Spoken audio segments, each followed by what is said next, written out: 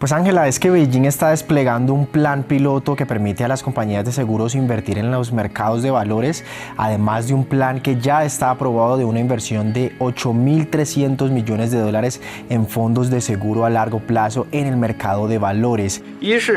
La primera medida para apoyar la estabilidad y la revitalización del mercado de capitales es ampliar aún más el alcance piloto de la inversión a largo plazo de los fondos de seguros.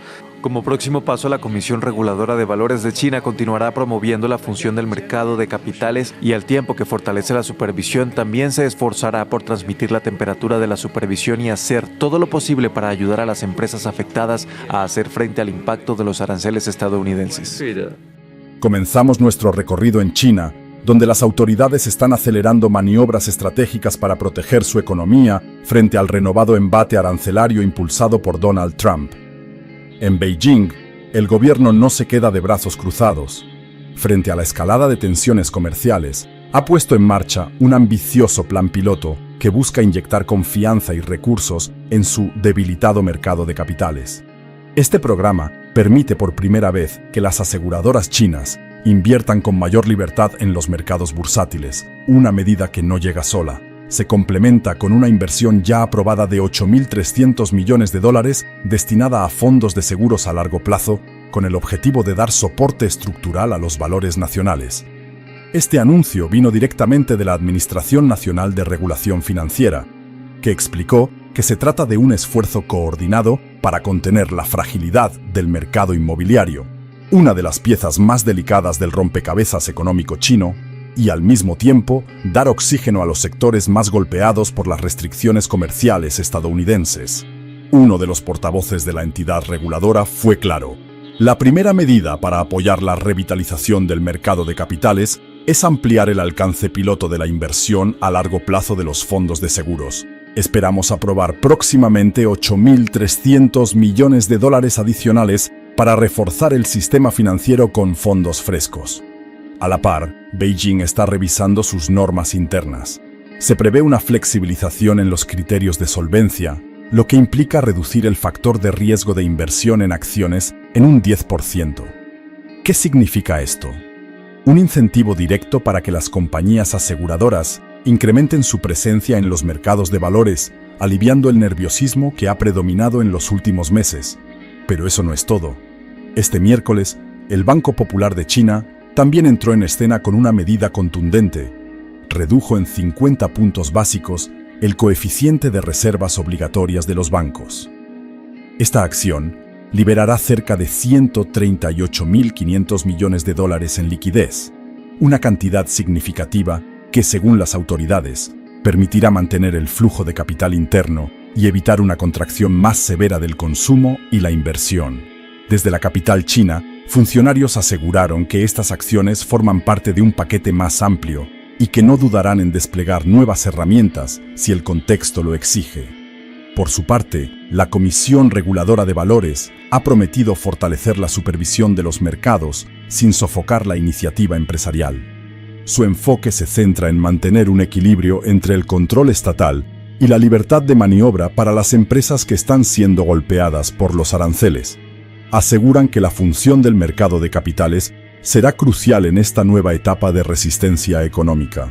Y es precisamente en ese tono de resistencia que el jefe del organismo regulador del mercado de valores tomó la palabra para enviar un mensaje de confianza.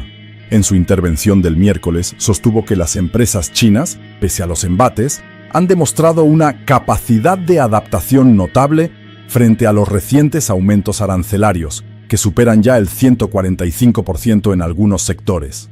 En palabras suyas, la economía china es un océano inmenso, no un estanque, una frase con la que quiso marcar distancia con respecto a la percepción de vulnerabilidad que proyectan algunos analistas en Occidente. El regulador también subrayó un dato clave. Cerca del 90% de los ingresos de las compañías cotizadas en los mercados de China continental proviene del consumo interno, no del extranjero. Esto, afirmó, les otorga una ventaja estratégica para sortear las turbulencias del comercio internacional y centrarse en la fortaleza de su propio mercado doméstico. Para muchos observadores, esta serie de medidas no es solo una respuesta técnica al impacto de los aranceles. sino una declaración de principios frente al intento de Estados Unidos de contener el avance económico de China. Y si bien las empresas del gigante asiático han sufrido impactos diversos, algunos más directos, otros más sutiles, desde que Trump impuso los primeros aranceles en 2018, también es cierto que han aprendido a adaptarse. Han diversificado exportaciones, ajustado su capacidad industrial y abierto nuevos mercados más allá de los tradicionales. Después de semanas de señales cruzadas, finalmente hay humo blanco, o al menos gris claro, entre Washington y Beijing. Las dos principales potencias económicas del mundo han confirmado oficialmente que retomarán el diálogo comercial en un intento renovado por reducir la creciente fricción que ha marcado sus relaciones en los últimos meses. El anuncio llega tras un curioso intercambio de declaraciones. Donald Trump había asegurado en al menos 2 ocasiones que ya estaba en conversaciones con el gobierno chino, pero Beijing no solo lo desmintió rápidamente, sino que lo hizo públicamente, dejando al expresidente estadounidense en una posición incómoda y cuestionando su credibilidad ante la comunidad internacional. En el tablero geopolítico, lo que parecía una jugada de presión terminó pareciendo una fanfarronada más. Ahora, ambas partes han confirmado que habrá un encuentro diplomático de alto nivel, aunque sin los dos líderes principales. Ni Trump ni Xi Jinping estarán presentes. La cita tendrá lugar en Suiza, territorio neutral, y se anticipa como un posible punto de inflexión para las tensiones actuales. Por el lado estadounidense, asistirán el secretario del Tesoro, Scott Bessent, y el representante comercial, Jameson Greer. En representación de China, participará He Lifeng, viceprimer ministro y figura clave del aparato económico del país, además de ser un hombre cercano al propio Xi Jinping. El anuncio no pasó desapercibido para los mercados globales. Este tipo de gestos, aunque sean solo promesas de conversación, suelen tener efectos inmediatos en las bolsas. Y así ocurrió. Wall Street reaccionó con moderado entusiasmo, registrando leves ganancias mientras los inversores contenían la respiración ante otro evento crucial, la comparecencia del presidente de la Reserva Federal, Jerome Powell, quien tiene en sus manos la decisión sobre las tasas de interés. Las expectativas están divididas entre mantenerlas estables o acceder a la presión de Trump para reducirlas. Cabe recordar que el expresidente ha llegado incluso a amenazar con destituir a Powell, convirtiendo la política monetaria en una batalla política más. En Europa, el panorama fue distinto.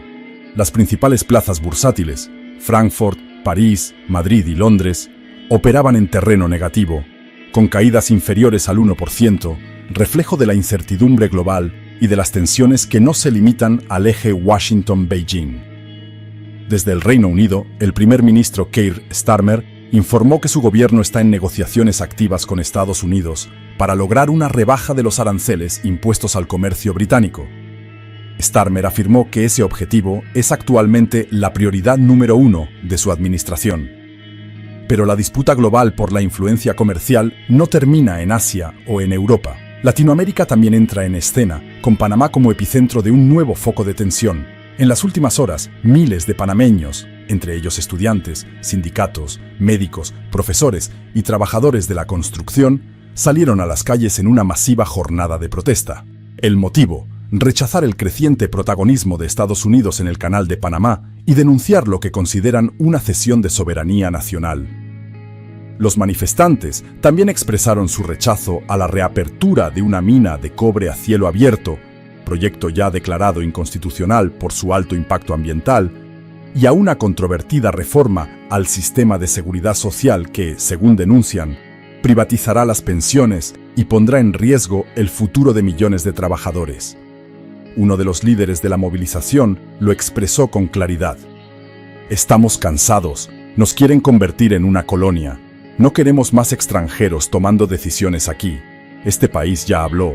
No queremos minería, no queremos tropas, queremos autonomía. El descontento estalló luego de que se conociera que en abril el gobierno panameño autorizó el despliegue de tropas estadounidenses en bases cercanas al canal interoceánico, una decisión tomada bajo presión de la administración Trump, que ha acusado a China de tener control indebido sobre este paso estratégico por donde transita el 5% del comercio marítimo mundial. Las tensiones han escalado al punto de que muchos sectores exigen la anulación inmediata del pacto militar firmado con Washington. Los manifestantes denuncian que se trata de una nueva forma de ocupación disfrazada y temen que Panamá se convierta nuevamente en un peón dentro de una partida que no juega a su favor. Así, mientras los poderosos se reúnen en Suiza para negociar tarifas y tratados, en el sur del continente, la población sale a la calle a defender su tierra, sus recursos y su futuro. Es la otra cara de la guerra comercial, donde las decisiones tomadas a puertas cerradas resuenan con fuerza en las calles de un país que se rehúsa a ser un mero corredor estratégico. Mientras las cámaras enfocan la cumbre en Suiza y las protestas agitan las calles panameñas, un frente más silencioso, pero no menos estratégico, se despliega en las oficinas del Partido Comunista en Beijing. Allí, lejos de los micrófonos, se está escribiendo una nueva hoja de ruta económica que busca proteger a China no solo del embate de los aranceles de Estados Unidos, sino también de una posible desaceleración global provocada por los vaivenes financieros de Occidente. Beijing ha puesto en marcha un ambicioso plan de blindaje financiero interno, una maniobra que combina músculo estatal con reforma regulatoria. La estrategia incluye una inyección de liquidez masiva. El Banco Central redujo el coeficiente de reservas obligatorias en 50 puntos básicos, lo que libera cerca de 138.500 millones de dólares al mercado. No se trata de una simple medida técnica. Es una señal política de que China está dispuesta a mantener el flujo de capital interno como escudo ante los embates externos. Además, el gobierno ha autorizado que las aseguradoras, tradicionalmente conservadoras, puedan ampliar sus inversiones en los mercados de valores, tanto en acciones como en fondos a largo plazo. Se trata de una liberalización parcial de un sector clave que, hasta ahora, había estado fuertemente regulado para evitar riesgos sistémicos. Esta apertura busca inyectar confianza y oxígeno en un mercado bursátil que ha mostrado signos de fragilidad, especialmente tras el colapso progresivo del sector inmobiliario, que ha arrastrado a gigantes como Evergrande y Country Garden. El mensaje es claro: si Estados Unidos intenta estrangular a China con aranceles, China responderá reforzando sus cimientos internos. Como dijo uno de los altos funcionarios del regulador de valores, la economía china es un océano, no un estanque, y en un océano las olas externas no hacen naufragar al sistema. Es un dardo envenenado dirigido a Washington, pero también una advertencia: China no se dejará aislar. Paralelamente, Beijing ha intensificado sus esfuerzos para diversificar sus exportaciones, buscando mercados emergentes en África, Asia Central y América Latina, precisamente las regiones donde Estados Unidos ha perdido influencia en las últimas décadas. Desde 2018, cuando Trump inició su guerra arancelaria, las empresas chinas han adaptado sus cadenas de producción, alejándose de la dependencia estadounidense y abriéndose paso en países que ven en China un socio comercial más confiable, o al menos más pragmático. Ese es quizás el punto menos visible de esta guerra económica, la batalla por los aliados estratégicos del mañana. Ya no se trata solo de tarifas o tratados, sino de qué modelo económico dominará las próximas décadas. Mientras Washington insiste en una política de presión y sanciones, Beijing responde con infraestructura, inversión directa y acuerdos bilaterales. Uno impone condiciones, el otro construye puentes. Y es en este contexto que se entienden también las tensiones en el Canal de Panamá, las protestas contra la minería impuesta o la expansión de la iniciativa de la Franja y la Ruta en países endeudados, pero desesperados por desarrollo.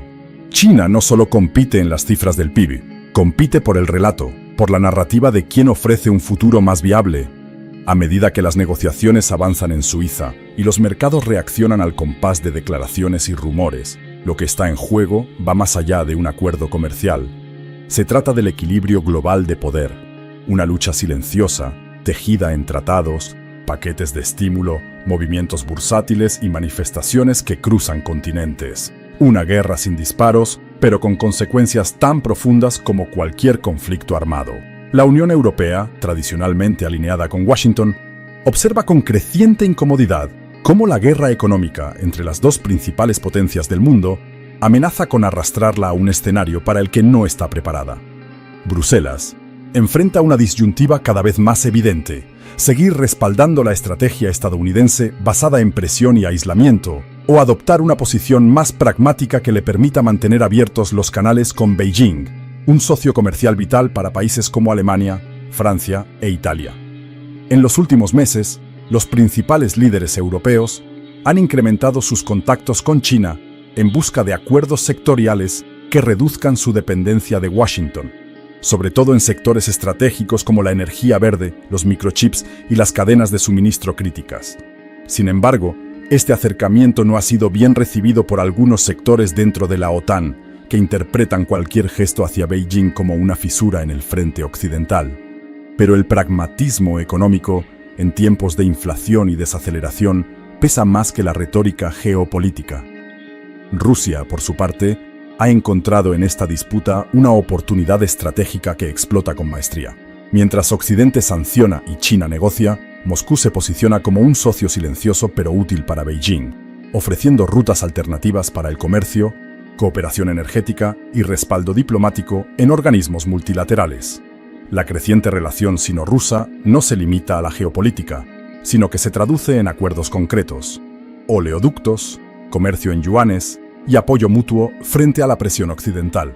Esta alianza, aunque asimétrica, le permite a China ejercer una mayor influencia en Eurasia y blindarse ante un eventual cerco financiero liderado por Washington. En paralelo, los mercados globales se mantienen en vilo, no solo por el posible desenlace de las negociaciones, sino porque el conflicto comercial está transformando las reglas del juego. Las empresas multinacionales reconfiguran sus cadenas de suministro, diversifican sus fábricas y ajustan sus estrategias para sobrevivir en un mundo que ya no responde a la lógica del libre comercio tradicional. El mundo multipolar que tanto se anunciaba ya no es una hipótesis. Está ocurriendo frente a los ojos de los inversores, los gobiernos y los ciudadanos. En este nuevo orden en construcción, cada movimiento tiene una doble lectura. Cuando la Reserva Federal decide si subir o no las tasas, cuando Beijing libera liquidez al mercado, cuando un país sudamericano cierra un acuerdo con Huawei o cuando Alemania posterga sanciones contra firmas chinas, todo tiene un peso político. La economía ha dejado de ser una disciplina técnica para convertirse en el campo de batalla de una guerra sin misiles, pero con impactos reales en los empleos, los precios y la estabilidad global. Lo que está en juego no es simplemente el fin de una guerra comercial. Lo que se está decidiendo, lentamente y entre sombras, es qué tipo de globalización sobrevivirá al colapso del modelo anterior. Una basada en bloques y lealtades impuestas, o una más fragmentada pero autónoma, donde el poder se mide menos por el tamaño del ejército y más por la capacidad de resistir embates financieros, ajustar cadenas productivas y mantener estabilidad interna ante la tormenta exterior. Y mientras las potencias juegan su partida silenciosa entre sanciones, tratados y alianzas estratégicas, la pregunta sigue siendo la misma: ¿quién marcará el rumbo del nuevo orden económico global? ¿Será esta una oportunidad para el equilibrio o el inicio de una fragmentación irreversible? Déjanos tu opinión en los comentarios. ¿Crees que China logrará resistir la presión de Estados Unidos y redefinir las reglas del comercio mundial? ¿O estamos ante una escalada que aún no ha mostrado su peor cara?